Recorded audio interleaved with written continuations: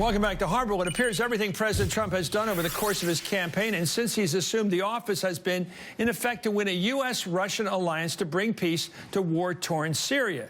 Well, this effort's clear from the Washington Post report that a secret meeting was arranged in January, actually 9 days before Trump's inauguration, between Blackwater founder Eric Prince and a Russian ally of Putin. It's a major Trump donor and a brother of Education Secretary Betsy DeVos meeting with the Putin guy.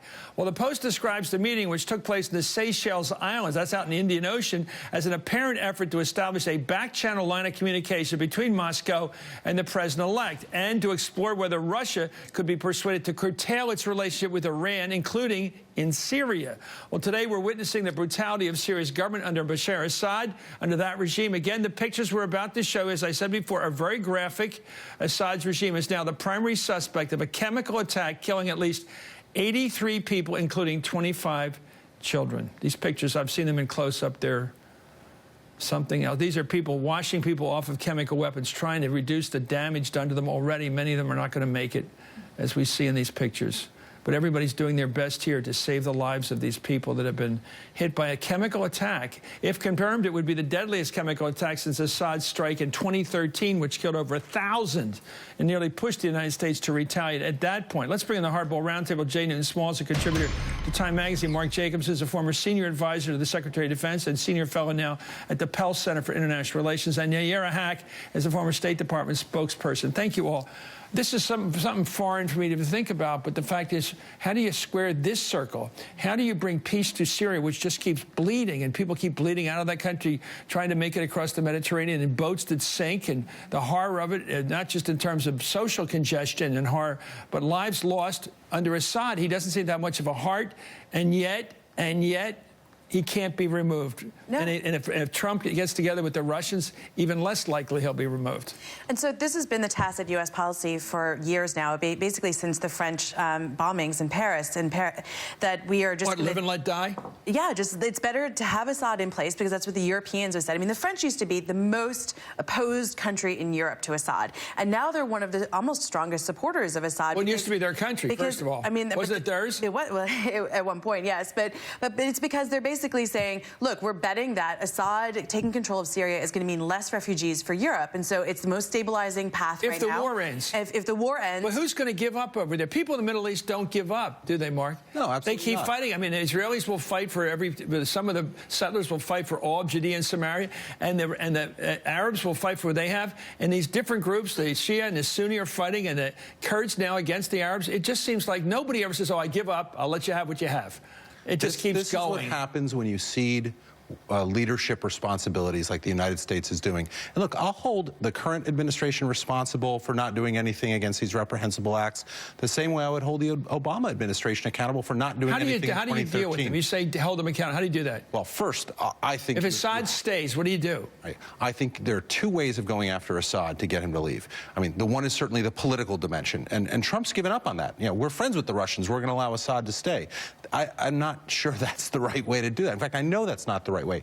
The other way is coercive diplomacy, and I do think the time is long past where we should be looking at strikes against Assad's chemical weapons facilities, stopping his aircraft from being able to take off, and I understand what happens if we shoot does. down a Russian plane?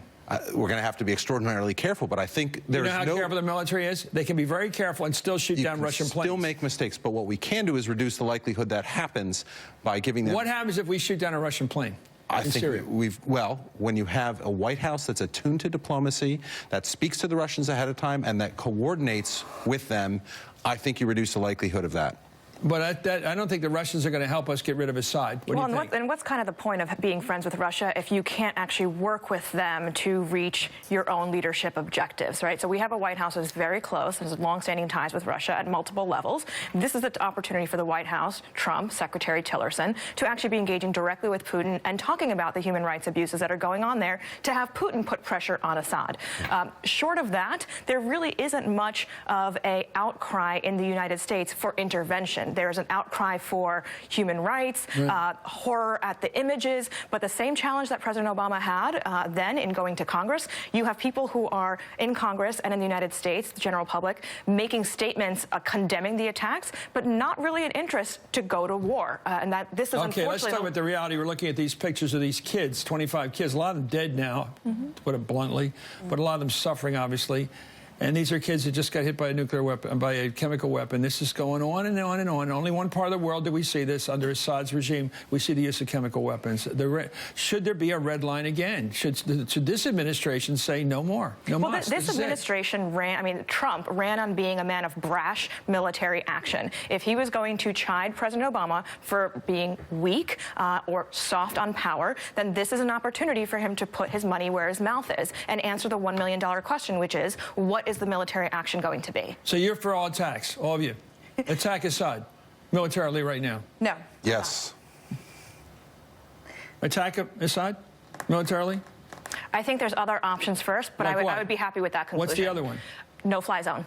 That ends up, we say you're telling country you're gonna use military strikes against it. They fly in certain areas. You use military threat to reach diplomatic goals. Okay. And when those are not met, then you have the threat that you can bring to bear. Europe is always a little bit less moralistic than we are. It just is. They're just a little more older and a little more cynical. You say they want to live with this guy, no matter how he behaves. Not just him. I mean, look, the one point in the debates where Trump was asked, and specifically and said, I disagree with my Vice President Mike Pence, was Mike Pence said Assad has to go, and Trump in the debate said, no, Assad should stay. Assad should stay because that makes Syria more stable. And so there's been this kind of tacit policy, now overt policy, for years that we're supporting his president. President, you know, it's more complicated than he thought. It's not only more complicated, but the Syria that we thought no longer exists. The national boundary, the population that used to be Syria 10 years ago is no longer there. You're never putting Humpty Dumpty back together. Well, that's why I think I'm with Biden on all these. I think partition is probably the best thing you can do, like we did in Ireland, all these other places. We hated it. They hated it in South Asia. Everybody hates partition, but in the end, at least it stops the blood And the Europeans are the ones dealing with this on their front lines. Okay, the roundtable's sticking with us, and up next, these three will tell me something I don't know. This is hard.